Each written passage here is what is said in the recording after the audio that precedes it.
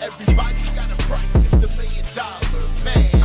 Podcast in demand. Understand, everybody's got a price. $1 million man. Everybody's got a price. $1 million man. Everybody's got a pod, it's the $1 million man. Podcast in demand. Understand, everybody's got a price. $1 million man. Everybody's got a price. What's up, everybody? It's Marcus D'Angelo, and we are back for another episode of Everybody's Got a Pod. And of course, you know this fella right here. That is the $1 million man himself, the legendary Ted DiBiase. What's going on, man? Marcus, good to see you, buddy. Everything's good. You know, it's kind of like it's one of those take a breather. It's like, okay, made it through Christmas and the New Year and everything, and we're good. We're good. Yep, it's kind of that big sigh of relief before the storm, so to speak, because, you know, WrestleMania season is coming fast, and you and I were just talking. You're about to be out there at WrestleCon. You're going to be there for all sessions, April 4th through 7 at WrestleCon. Yeah, that means the $1 million man is going to make some serious money, honey. It's all about the money, honey. Man, it's you and a bunch of other legends and Hall of Famers, some modern day wrestlers. And yeah, it's, you know, certainly there's a lot of fans there for WrestleMania ready to spend their money, but also it's a good opportunity for you to catch up with some of these folks. And well, the other thing too is like, you know, and I want all the fans to know how grateful I am. It's like, I mean, okay, when will this podcast air? This will come out the day after tomorrow, so the 19th. Okay. Tomorrow is my 70th birthday. 70th birthday. Yeah. Wow. I'll be the big 7-0 tomorrow, you know, and I think about that and I look back. I mean, think about this, Marcus. I'm 70 years old and they're still making action figures. I just had a new action figure come out. I mean, not like yesterday or this week or something, but just recently. And I haven't even seen it. I don't know what it looks like. Yeah, they just released some new prototypes for some basic WWE figures. I mean, you had that Target exclusive one, you had that one that was at Walmart. It's like, man, they're still, you know, Ted DiBiase, the $1 million man, is still a money-making property. And as you said, you're just turning 70. And by the way, Jim Duggan just turned 70 a couple days ago. I didn't realize you guys were that close in birthday. Yeah, we're pretty much birthday buddies as well. So, man, whatever it is that you're doing to keep yourself looking great, keep on doing it. And we're going to keep on doing what we've been doing here on the show. You know, last week I mentioned that we would be continuing the story of your time in Georgia. But when I looked at the calendar, I realized that when this podcast drops, it's going to be just a couple days before the 30th anniversary of the 1994 Royal Rumble. So, wow. Yeah, I mean, with that being the case, you know, we're going to change gears this week. If you're bummed out because you're looking forward to more talk about Georgia, don't worry. We're going to continue the story here on the show in just 2 weeks as our first episode for February. But Ted, before we start to get into it here, I wanted to remind our listeners to get over to our YouTube channel and get subscribed. Yesterday, as this episode comes out, our first YouTube exclusive episode of the Hacksaw Hour with Hacksaw Jim Duggan has been released, and it's all about 35 years ago at Royal Rumble 1989. It is the perfect complement to our recent episode about the same topic here on the show. And that's not all you're getting over there. Jim has also provided us with a video walkthrough of his home, which is must see. Over 300,000 people have viewed that video now. And he says he's got more videos like that coming soon. Not to mention, Ted and I have YouTube exclusive clips that we release on that channel every single Monday, and clips and highlights from this show as well. So if you're not subscribed, you're seriously missing out on so much amazing content. Again, it's youtube.com/@everybody's-got-a-pod. Go ahead and get subscribed today. But pretty awesome to have Jim as part of our team, isn't it? Yes, absolutely. I mean, Jim and I go way back. And we've been friends for a very, very long time. Man, and the way that he talks about you and I hear you talk about him, it certainly shows that you guys are tight. And yeah, I mean, what a match made in heaven for our YouTube channel. Yeah. Get over there and get subscribed. So, okay, Ted, this week we're picking the story back up from where we left off on our SummerSlam 1993 episode. So it's been that long since we've discussed this era.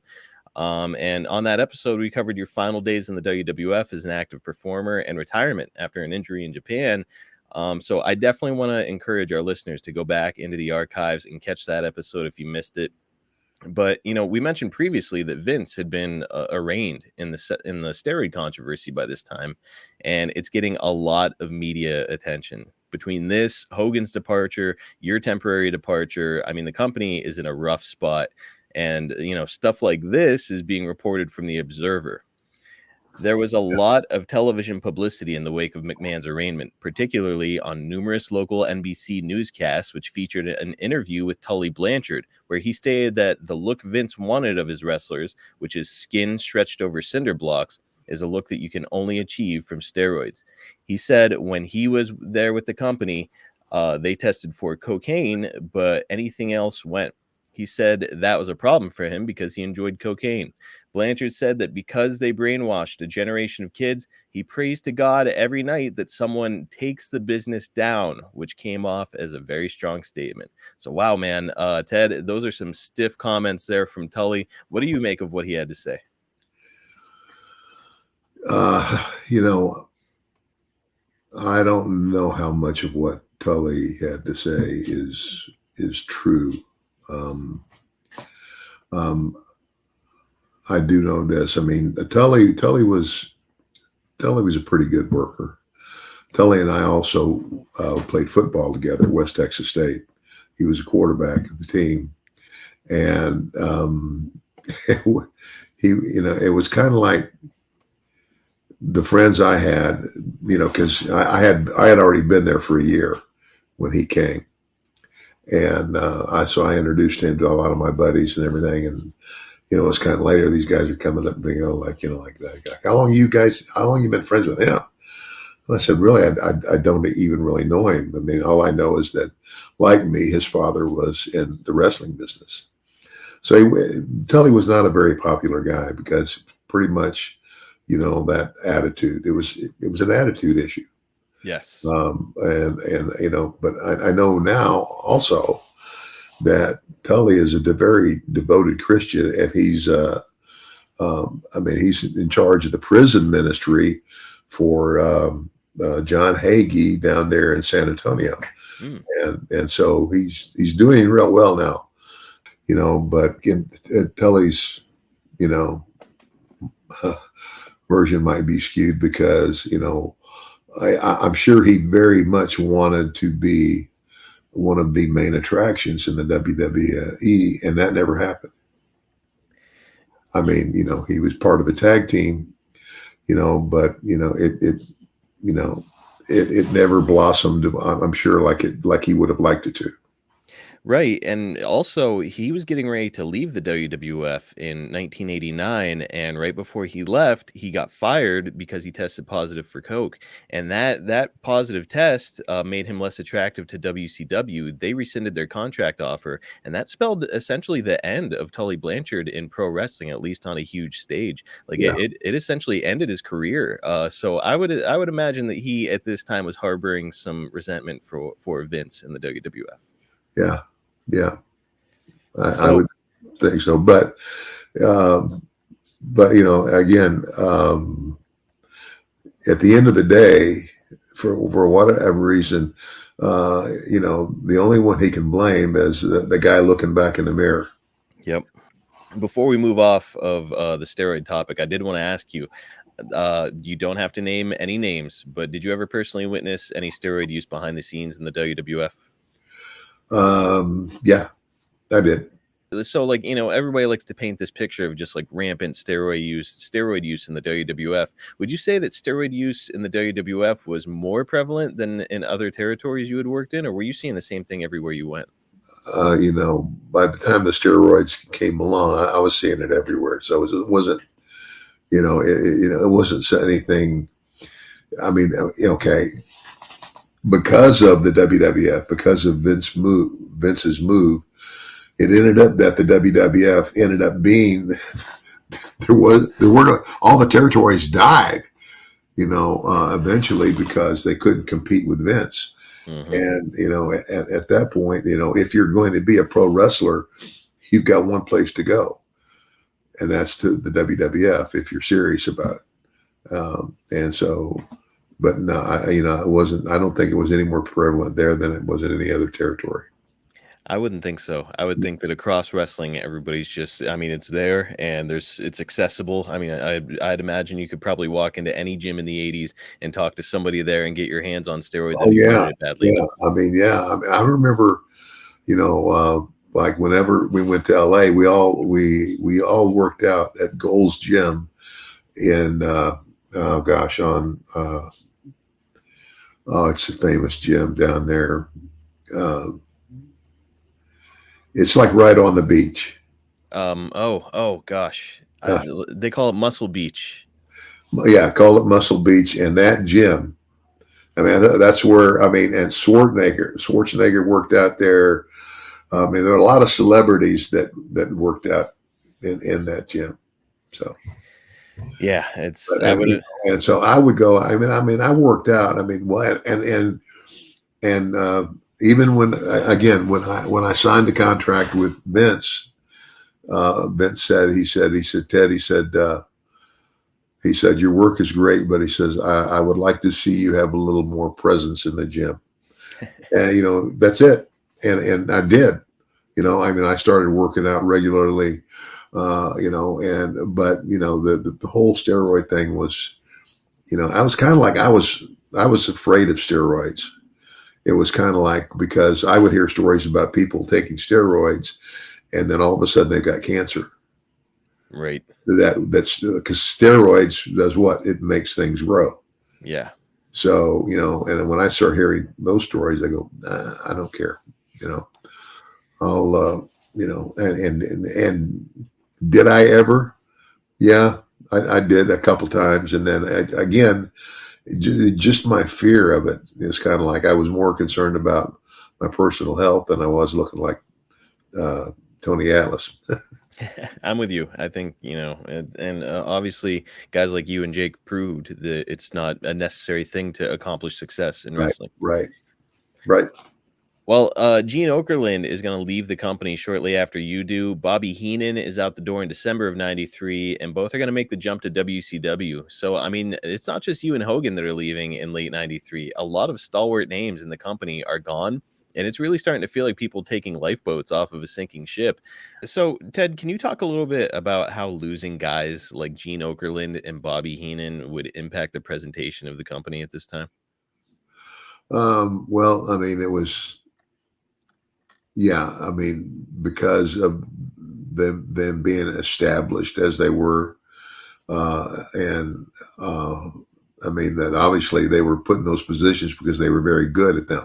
Mm-hmm. They were good on the microphone. Bobby Heenan, oh my gosh, got Bobby Heenan. I mean, in terms of being a guy on the mic, he was great. He was a great manager. I mean, that was really his gift. He was, I wouldn't call him like the greatest wrestler in the world, but, he had feuds too and the whole manager gimmick. And he was one of the hottest, most hated managers in wrestling. Mm-hmm. And, I thought they did great personally. And not to mention Gene, who's like, he's been established as this kind of like a straight man backstage, a guy that the other guys can sort of play off of during interviews. Exactly. And yeah, I mean, it's a big loss. And, when you got, you became a pop culture icon. Jake did, Hogan did, but so did these guys because they're part of this product. So now they're a part of pop culture. You've got all of this equity in these guys. And all of a sudden the competition has stolen that equity from you. So it's like, you really can't overstate what a big loss two guys like Heenan and Okerlund were. Yeah. Ted, before you make your return to the company, there are some other notable arrivals in late '93. First, Medusa comes into the WWF at this time and gets rebranded as Alundra Blaze. The women's title had been deactivated in 1990, and Medusa is going to win a tournament to capture the belt and get things going again in the women's division. Why do you think Vince decided to move off of women's wrestling 3 years before reinstating the division? I have no idea. I really don't. I'm clueless as to the why. I know that currently, I mean, it's kind of like it's my understanding that well, not just my understanding. And I hope none of the current talent, the guys that are working for Vince take this the wrong way. But I watch, and as I watch, and a lot of my peers, the guys that were in the business at the same time as they watch, the girls division of the WWE put on more believable matches than the guys. Yep. And I mean, and just guy after guy that were with me at that time will agree with me.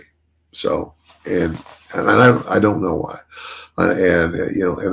Of course, it's almost like, okay, is Vince featuring the girls more? No. He is now. And I think at this time in 93, he probably wanted to feature the girls more. And by the way, like a lot of talented women out there today, but like as somebody like Medusa, Alundra Blaze now, there was like Akira Hokuto, Bull Nakano, Heidi Lee Morgan. There were a lot of really talented women, Luna Vachon, so many talented women back then. Yeah. That I think that he could have probably featured them similarly to how he does today. He just, I think it, maybe the world just wasn't quite ready for it yet. What do you think? Yeah, I don't know, because I mean, the ladies division of wrestling, in the territorial days, again, my mother was a professional wrestler. That's how she met my stepfather, Mike DiBiase. They met on the road. They were both wrestling somewhere in the same territory, and I believe it might have been the Amarillo territory where the Funks were headquartered. But my dad, my mom, there's a lot of guys. It's kind of like Kurt Hennig. His dad was a wrestler, and who else can we name? Of course, Jake's dad, but there's a lot of them. There's not anybody else who can say what I'm about to say. Both of my parents were professional wrestlers. I never really thought of it in those terms. That is really remarkable. Yeah, it is. And it also gives you a really unique perspective probably on women's wrestling that most other guys don't have, because, you got to see some of the stuff that your mom was able to do. And yeah, it's interesting how, this is 30 years ago, we're talking, Vince is ready to bring women's wrestling back, but never quite puts his all into it. And now 30 years later, it is up there at the same level, if not a higher level than men's wrestling. We closed a WrestleMania with a women's match. Yeah. So, pretty incredible. Pretty incredible. What about Alundra herself? Did you get an opportunity to spend much time around Medusa? I was, we were friendly. Wasn't like bosom buddies or anything, but I thought she was a pretty nice. I never heard anything horrible about her, and what little time I was around her, I thought, hey, what, she's deserving, and God bless you. She was deserving of her spot. She's very, very underrated. And, you look back at the kind of money that the women were making back then as compared to now, it's like, man, it would be tough to be from her generation of wrestling and not feel a little bit embittered about it. I can say that too. Yeah, that's a good point. It's kind of like the old NFL and the new NFL. Yep. What was it back in the old NFL? Probably when I was 12 years old and watching it, the Green Bay Packers, took on the Dallas Cowboys. You remember that one? The Ice Bowl. And they might have made as a football player back then, $100,000 would probably be a lot of money. Not today. No, it was not. They're all signing these multi-million-dollar contracts. That's something else. I'd like to look into that, or maybe you could look into it. The average salary of like an offensive or defensive lineman in the NFL. Well, let me say this. As we were talking just now, I just looked up Joe Namath's salary. So 1969, Joe Namath was the most popular athlete probably on the face of the planet Oh after yeah. the Super Bowl. What do you think Joe Namath was making from the I don't know what he made for his endorsements or whatever, but just from the NFL, what do you think he made annually? I'm clueless. He made $75,000 in 1969. Wow. So one of the biggest, and look, that's a lot of money in 1969 with inflation. Like that's a shit pile of money back then. However, now you look back at that and you're like, that is nothing. He was making nothing during the most important year of his entire career, the year that he became a pop culture icon. Yeah, and of course, but like you also said too, if you, and again, like in 1969, I remember we bought a new car, and I think it was a Pontiac Bonneville 4-door, and I think it cost $6,000. That was the price of a new car in 1969 too. Wow. $6 or $7 grand, and I think you can check that out. But now, my gosh, I mean, okay, I'll give you another example. The first house I bought, this was when I married my first wife, and I bought a house in Amarillo because that was the territory where I met her and all that stuff, and was gonna, and I figured, well, if we leave, we'll just rent it out. And as a result, we got a divorce and we sold it. But it was a nice, it wasn't huge, but it was a 3-bedroom house for $45,000. Now you pay $60,000 for a Wagoneer, or maybe more. Yep. I live in a 3-bedroom home now with 3 bathrooms. I'm not going to say what I paid for it, but it was not that amount. It was an awful lot more. Absolutely. Well, yeah, me too. I mean, the house that I live in now, Mel and I have lived in. Oh gosh, we had our first home was on the other side of the interstate. That's one. 2. Hold on. 3. I think this is our third or fourth home. The third home, I had, and that was when I was, making good money and doing all the stuff. It was a big house. It was like 5, like master bedroom downstairs, 4 bedrooms, and a game room upstairs. It was big. Pool in the backyard, the whole 9 yards. And I can't remember right now. I'd have to get my wife to tell you what we paid for that. But I guarantee you that by the time I bought this house that I'm in now, which is much, much smaller, I probably, because of the difference in, time, paid almost as much for this house as I paid for that house when it was brand new. It's just crazy. It is. It really is. And yeah, it's like I can't blame a guy like you or Medusa or whoever for being a little bit like resentful when you see like, these guys have got their own private buses that they ride from town to town on. And it's like, man, I was, you guys were renting like whatever, like a fucking Ford Taurus and sleeping in a terrible hotel, so it's times have changed, brother. Yeah, it has. But hey, God bless him. I look and I try to reason it this way. It's like, well, you look back at look, when Elvis Presley was just starting out. And if you ever watch that movie, you watch about how they traveled in the car. And by the time he got to the end of his career, he owned his own jet. But along the way, a lot of things changed. And they continue to change. So yeah, God bless them. God bless them is right. Who wouldn't take the deal that these guys are working with now? It's good for them. Glad they got it. So it's reported in the January 17th Observer that your neck surgery recovery would keep you out of action for about a year. Meltzer would accurately point out that you might surface in a managerial or announcing role if the right opportunity presented itself. Ted, I know that you had your sights set on retiring early after the untimely passing of your father in the ring, but I'm curious, when you suffered the neck injury in Japan, did you know immediately, like, okay, my in-ring days are over, or were you hopeful that maybe you could return for another? No, I didn't know. I didn't know immediately. I it took a while. I mean, I had to come home and go see a doctor, and you know,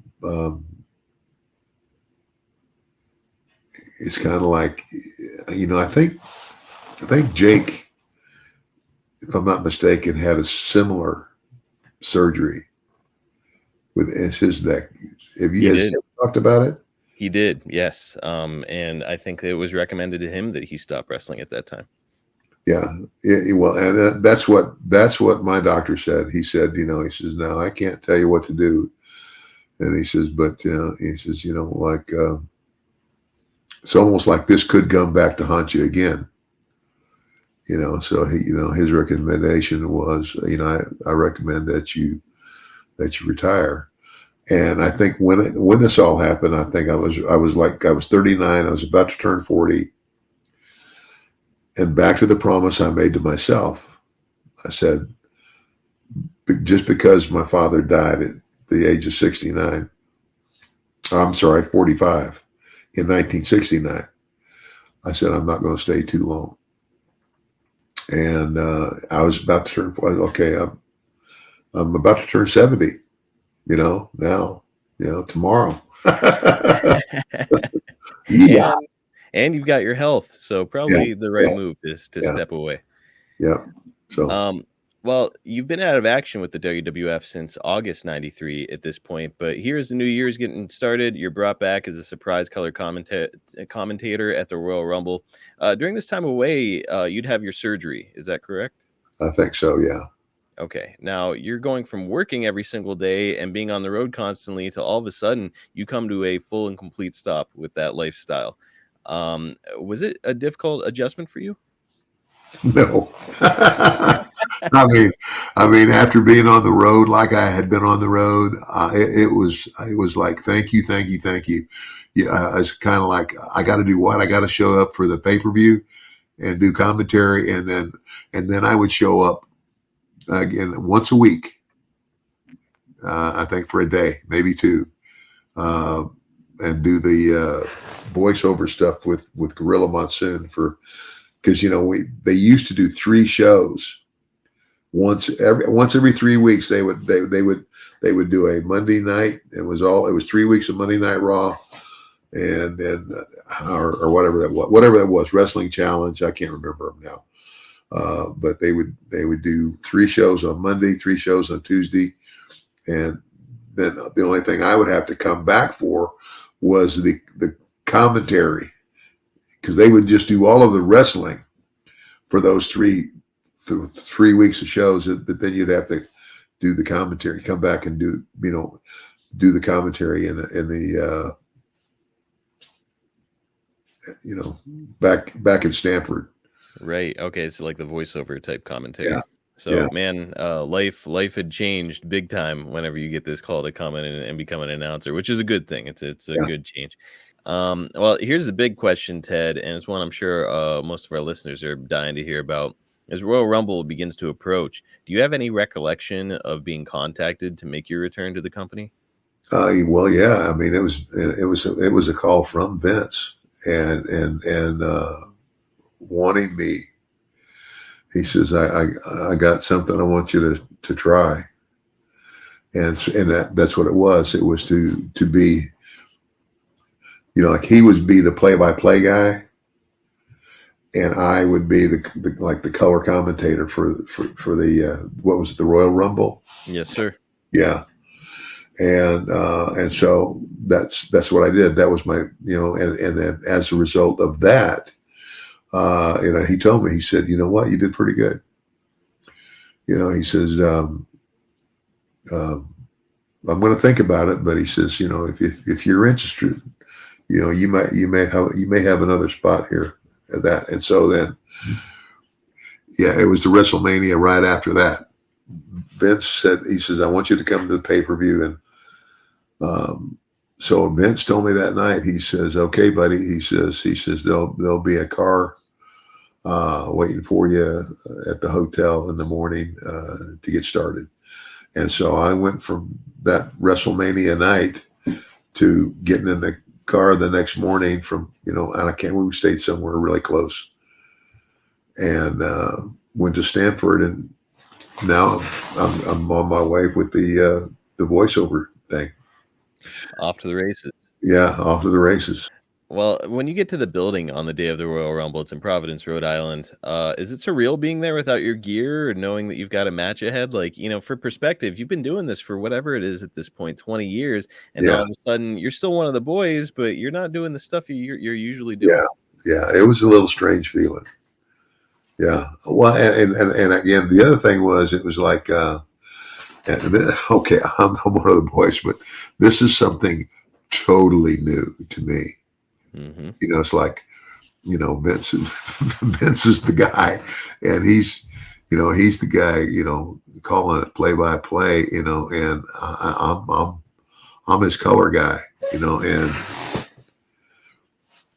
that was a little like, okay, let's see how I do. You make a good point that your broadcast partner here is Vince McMahon, the most powerful man in professional wrestling. And this is your first time coming out. You're coming out to do color commentary for the very first time. And you're right next to the most powerful guy in pro wrestling as you're doing this thing for the first time on pay-per-view. I mean, a lot of nerves, or were you like, at this point, you had been doing promos for years. Did you feel okay? Pretty comfortable? Well, he helped me not be so tense. He said, hey, just be natural. You just call it like you see it, and, but yeah, there's no way I'm not going to be a little bit nervous for all the reasons you just mentioned. Like all the elements to be terrified are there, like live pay-per-view, your first time doing something, the most powerful guy ever in wrestling is right beside you. It's like, boy, I'd be nervous as hell. Yeah, well, but it worked out. Thank you, Lord. Thank you, Lord. And look, you've mentioned before that in all likelihood, you could have continued wrestling and been fine. Just like Jake, suffered the injury. He kept working, and he worked for another, whatever it was, 15 years. Yeah. But you weren't willing to risk further injury, which I totally understand. However, when you're arriving at the Royal Rumble and you're back around the boys, and, you've got this feeling of kind of, detachment, as we mentioned before, because you're not doing the same stuff you'd usually do. Is there ever a moment's hesitation where you're like, maybe I could keep doing it? I think by that time I was, I was happy to be doing what I was doing. Okay. To be honest with you, because the grind of the road. Oh my gosh! I mean, I think when I first started for Vince, we were on 3 straight weeks, three weeks, 21 days, 21 different cities. And then we would go home for a week, and then we would do it again. Then he changed it to 10 days on, 3 days off, and then 4 days on and 3 days off. But any way you look at it, any way you cut the pie, 90% of the time I'm gone. I'm away from home. So honestly, I was, it was like, the only time the only time I ever miss being in the ring is when I see somebody that I recognize the talent in them, and I go, wow, I wish I could get in the ring with that guy. I could help him. So.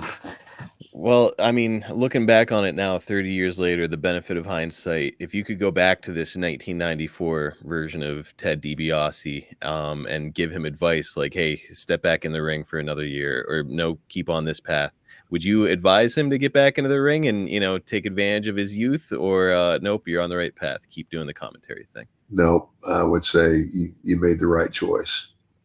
So you can't ask for more in life, man. No, you right. have You get to look back 30 years and you tell them to do exactly what you're doing. That's great. Yeah. Yeah. Well, Ted, let's get to some of the matches of the event. I would love to hear your take on all of it, but we're just going to cover a few of them here. First, this night marked the beginning of the rivalry between Bret and Owen Hart in the WWF. The ref would stop Bret and Owen's match against the Quebecers for the tag team titles because Bret had an injured knee. And afterwards, Owen would kick Bret's leg out from underneath him and call him selfish in a backstage interview. So rumor has it that Vince didn't want this feud to happen. And Bruce has actually quoted Vince as saying, "Brothers don't fight." So Ted, what did you think about Owen and Bret turning against each other in this era?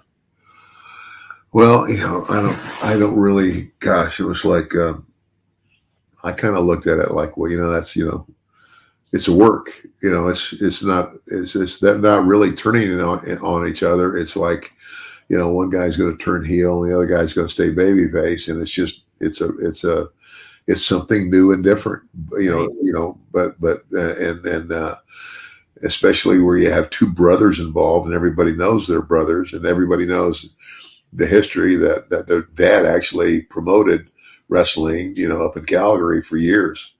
So, I mean, everybody knew that. The wrestling fans that, go and pick all that stuff out, they find all that stuff out. And so, I didn't look at it as really a big deal, and other than it was different. And, there's always, down the road, you can arrange something in a match where one brother gets in trouble and the other brother, despite their differences, runs to his rescue. And that's how it would go. Yeah, something like that to reunite them. That's how it would go. Like 3 years later, they got back together and they formed the New Heart Foundation.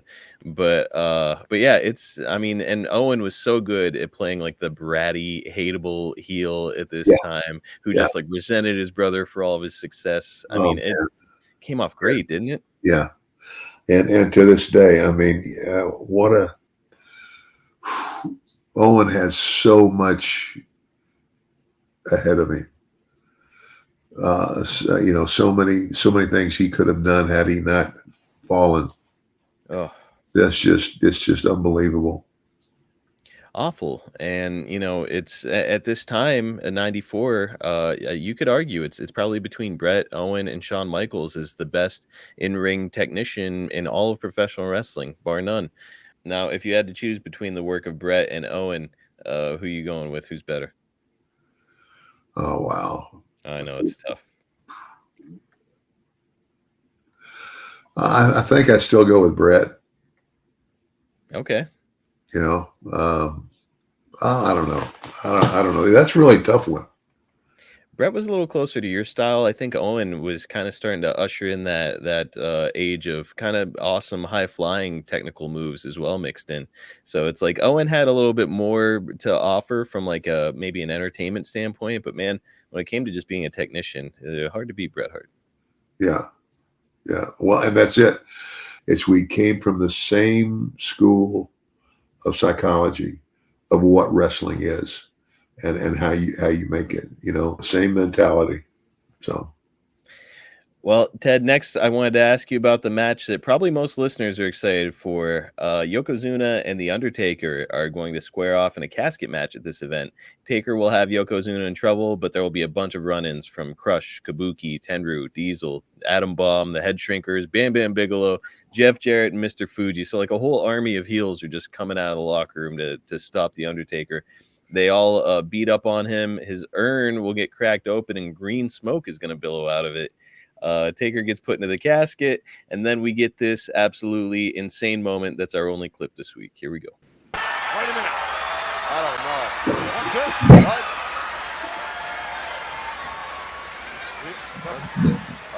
That's the Undertaker. What is going on here? No! Be not proud. The spirit of the Undertaker lives within the soul of all mankind. The eternal flame of life that cannot be extinguished. The origin which cannot be explained. The answer lies in the everlasting spirit. Soon all mankind will witness the rebirth of the Undertaker. I will not rest in peace.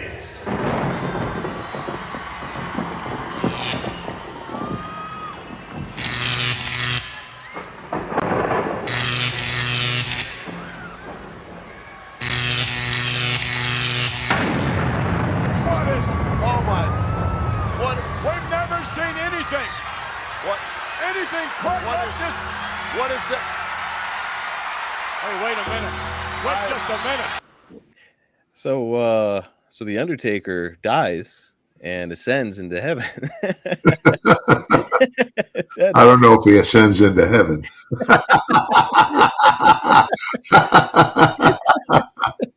so this character who's dead is now dying some more on pay-per-view, and he's rising somewhere. I don't know where he's going, but he's rising out of the building after the camera in the casket captures him. What do you think, Ted? Good stuff, or maybe a little too much?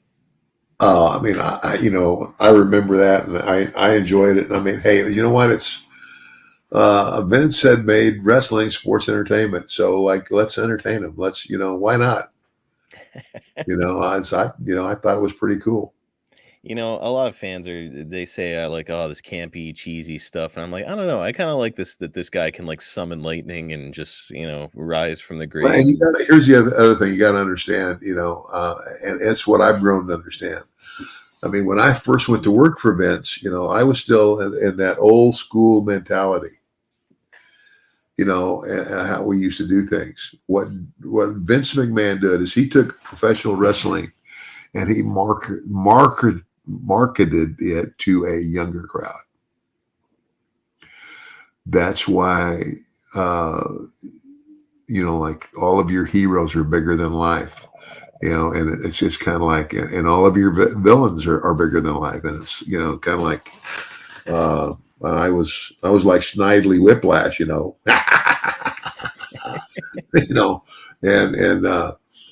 because not only is he marketing a wrestling show, along with the wrestling show, there's now going to be video games, action figures, and all of this unbelievable merchandise for his new audience.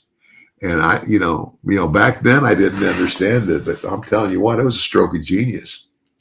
I mean, no question about it. And the proof is in the pudding, the most successful wrestling company ever. And like, yep, I might watch that as a grown man and say like, what is happening with this guy? He's rising out of the Titantron or whatever. As a kid, though, you're watching that and you're like, oh my God, this is the coolest thing ever. So, they're the ones that are they're going to buy the video games. Yep. They're not marketing to grown men. So, okay, lastly, let's talk about the Rumble itself, mainly the incredible finish. Lex Luger and Bret Hart are going to be co-winners of the Rumble when they synchronize perfectly and go over the top rope together and their feet hit the ground at the exact same moment. Ted, it's seriously uncanny how perfect they timed this thing. I assume it's mostly Bret. He's a great athlete and just kind of timed it out, but it's insane how they both hit at the same time and they're just co-winners. Do you think it's safe to say that Vince maybe wasn't quite ready to commit to one or the other as this new flag bearer for the company at this time? I'm not sure. I'm not sure if that was the issue or if the issue was still unanswered. And let's do this finish tonight this way where they both hit at the same time, and we'll talk about where we're going later. I don't know. Man, if you haven't seen that clip, listeners, go and find that clip of those two hitting at the same time. Bruce has said that they had a bunch of camera angles prepared for it so that, they would be just above the feet with some angles so that if they didn't hit, that's what they would show on, the videotape is just like ankles up. But he was like, we got to just show the normal footage because it was perfect. They hit at the exact same moment. So pretty wild stuff. And Ted, when it comes to Luger and Bret and that argument, I think the argument could be made either way at this point as to which to go with. Luger He's got that kind of box office look that Hogan had, and there's a case to be made that he could carry the company as champion just due to what he brought from an aesthetic perspective and the possibility to create merchandise centered around him. On the other hand, you've got Bret, who's, as we mentioned, he's over with the audience, and he's arguably the best technician in the world. Hart had also already had a run with the WWF Championship before, so putting it back on him just kind of feels like going back to the well as opposed to trying something new. I don't know, Ted, with all that in mind, if Vince had asked you after the show, the pay-per-view closes and he turns to you and he goes, all right, Ted, who do I go with right now, Lex or Bret? Are you going Bret? I probably would have, because at that time, and again, I love Lex to death, but at that time, Lex was, I mean, still pretty green in my opinion. Mm-hmm. He didn't have a lot of years behind him in terms of wrestling. So you're going to take a guy who has this great body, and I guess then what you're going to have to depend on then is guys like Bret Hart and me and just about everybody else to get in the ring with him and make him look good. Yes.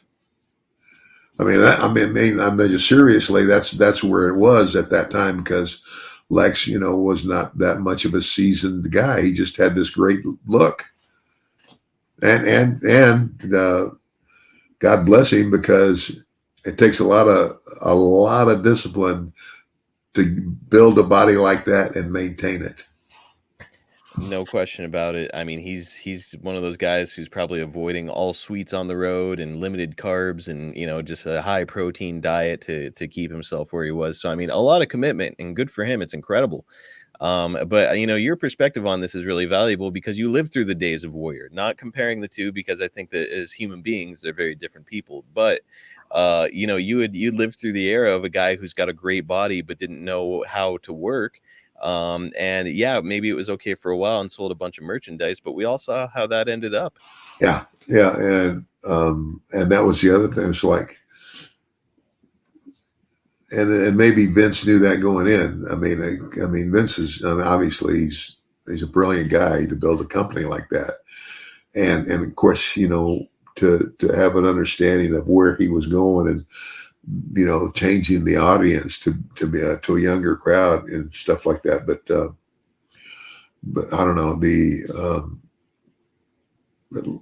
Lex and, Warrior even, well, at least I would say this, at least Lex appreciated what was done for him. Mm-hmm. In those terms, I mean, understanding, but again, back to the Warrior. I mean, this guy didn't, no, he didn't care about anybody but himself. And, and not even smart enough to realize that the other guy that's in the ring with you can make you look good or make you look like a piece of crap. Yep. If he wants to. We're about to wrap this thing up, but you brought something up that I've never even thought of asking you about before when it came to you working with the Warrior, because you disliked him so much, and you're one of those veteran guys who kind of knows all the tricks. Did you ever make him look bad in the ring? Did you ever try to blow him up or screw with him? No, I didn't. Not your style. No, not my style. You know what? It's a business, and I did what I was there to do. And that would be the other thing. Now, if I'd have worked with him in some smaller event, you know what I'm saying? Mm-hmm.